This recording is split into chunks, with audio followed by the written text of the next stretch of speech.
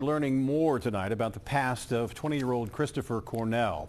The FBI claims the Green Township man was plotting an attack on the United States Capitol building. And if that is in fact true, there may have been signs of concern long before the FBI started keeping tabs on him. Local 12's Angenette Levy is at the federal courthouse downtown with details on what may have been some early signs that Cornell was turning to radical ideas. Angenette?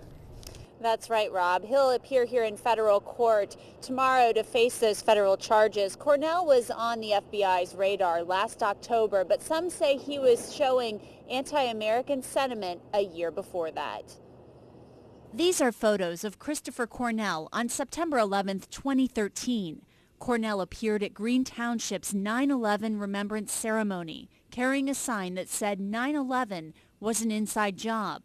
Don Fugate, a former firefighter, was there. He wasn't disruptive. He came around with the sign. It was after the speaker stopped that he was off to the side and the police were standing around to protect him.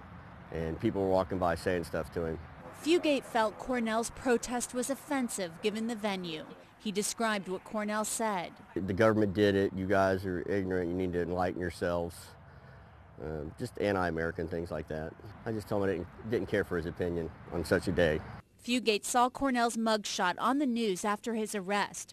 Psychologist Dr. Stuart Bassman describes what might lead a person to subscribe to a radical philosophy. Now, it's fascinating that we use the word terrorist because to a great extent the person who becomes a terrorist struggles with terror. They struggle with fear.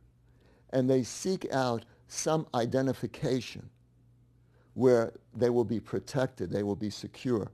Records from the Hamilton County Sheriff's Office show Cornell has been in trouble in the past. In 2008, he was charged with disorderly conduct for a fight over a pair of sunglasses at Oak Hills High School. A few months later, records show he ran away, and his parents said he was being treated for oppositional defiance disorder.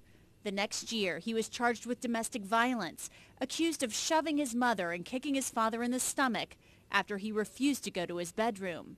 Fast forward to September 11th, 2013. This puts it a year before the FBI had their contact. It kind of makes me look at all these guys going, oh, the FBI set him up. No, they didn't. This kid's had that mindset for a long time, almost 2 years now. Christopher Cornell did not get into any trouble for attending that 9/11 ceremony. His protest, of course, was protected under the First Amendment. It's just that so many people who attended that ceremony were very upset as they remembered those who lost their lives on that day. But looking back, this protest could have been an indication of something far more serious. Reporting live from the federal courthouse, Angenette Levy, Local 12 News. Rob? Angenette, thanks very much. Cornell